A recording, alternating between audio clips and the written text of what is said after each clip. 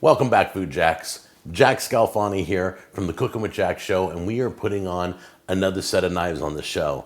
And if you don't know how this works, we just do a few cuts with these knives. We show you the knives, we talk about the knives, and then I use them on the show for the next few weeks and see how the sharpness lasts. All right, these are the V-Bell knives. It's the Reserve series. And if you come in close, I'll show them to you. I'll give you all that technical mumbo jumbo about these knives, and then I'll tell you what I think. Here it is, the V-Bell Reserve series. That is the set they sent to the show, and you can't feel these because you're just watching the video. But the weight of these knives, this is Japanese steel, but the weight of these knives, you know how I like German steel because it has weight behind it. So when you're cutting, you don't have to use your arm to push down. The weight of this knife will just work its way right through whatever you're cutting. That's how these feel. They're heavy in weight. They're supposed to be well balanced, so let's see. Hold on a minute.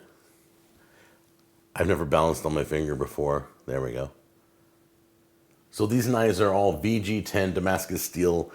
VG is a quality, it's a gold standard. Very high standard in knives. Every one of these comes with a lifetime warranty. So the company that makes these, the Reserve Series knives here that you're looking at, V-Bell, they're based out of, I believe, Vancouver, Canada. There are 67 layers of Japanese stainless steel put on these knives. It is a VG10 Damascus steel.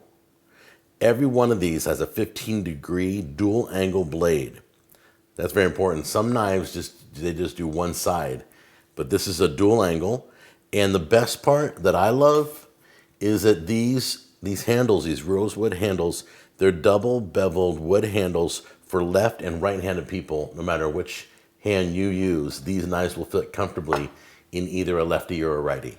And I promise you, this episode, we will definitely be cutting one of these. That's right, so get ready for that. I forgot on the last knife review, and I'm not gonna forget this time. We're gonna slice through a pineapple in midair and see if we can go through it. I'm almost tempted to try this bread knife first on it because this bread knife is so big and so heavy, it's almost like a sword. And it should go right through the middle. Here's the bread knife, obviously for cutting bread, but I also love to use it to slice tomatoes. If you've never cut a tomato with a bread knife, it works flawlessly. You have the chef knife. You have the Japanese version of a chef knife, a santoku. You have the cleaver, which is great for powering through like chicken bones. You have the all-purpose utility knife, which is exactly that. If you don't have a bench scraper, buy a bench scraper. These are great for picking up everything when you dice onions.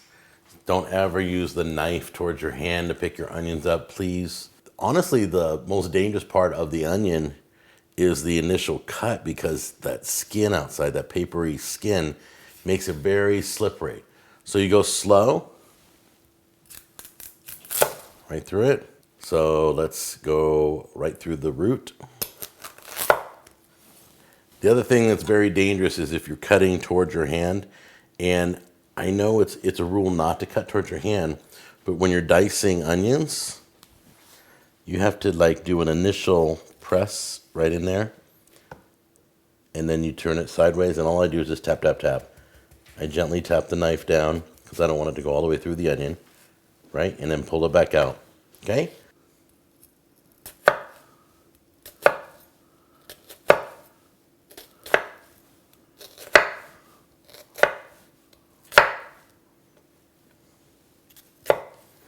All right, and then once again, it's very sharp, very, very, very sharp. Yep.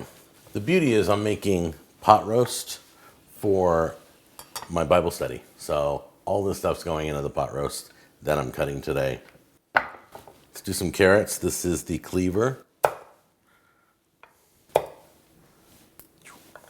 you go. Just cut the ends off. Super easy.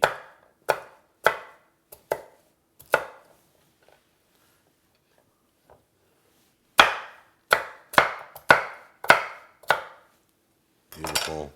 You probably won't see me use this a lot unless I'm cutting up chickens and stuff. But this has a lot of weight behind it too, so it's gonna do all the work for you. So last time I did the drop test, I threw the tomato down on the knife and everybody thought, they all screamed foul. So I'm literally just gonna drop it from here, okay? And let go of it and just let it go. Whoops, well, it sliced it. Here we go, do it again. Hey, it's a new way to slice a tomato. If I can get it down on the middle, that'd be great. Ready? There, that's better. So it just goes right through the tomato. The weight of the tomato causes the cut. I saw another chef dude do this, and I just gotta try it.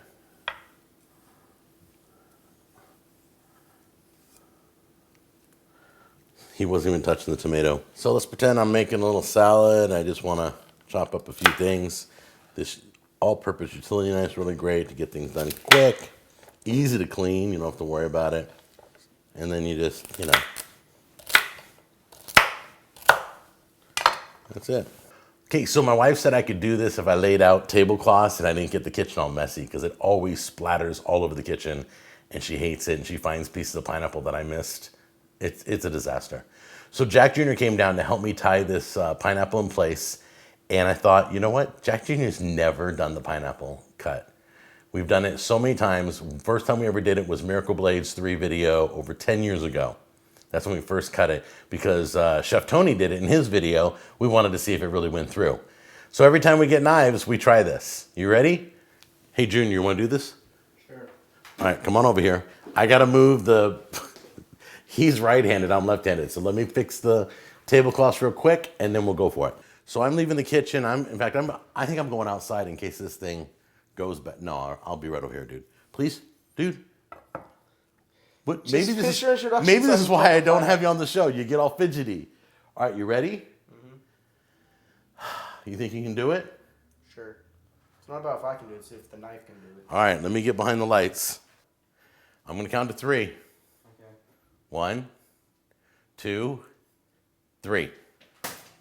Oh, dude, you did a hack job. Hold on a minute. See, you didn't even go through it. You got to go fast. Hold on.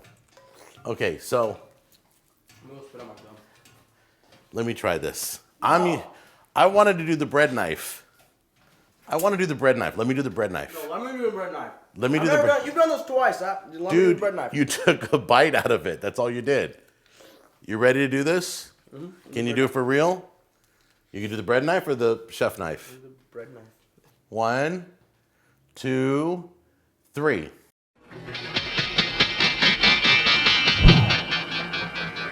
There we go. See, told you. Knew it. You get the other one. There it is. Get the other one. You want to do it again? Yeah, I want to do it again. So you ready? Mm-hmm.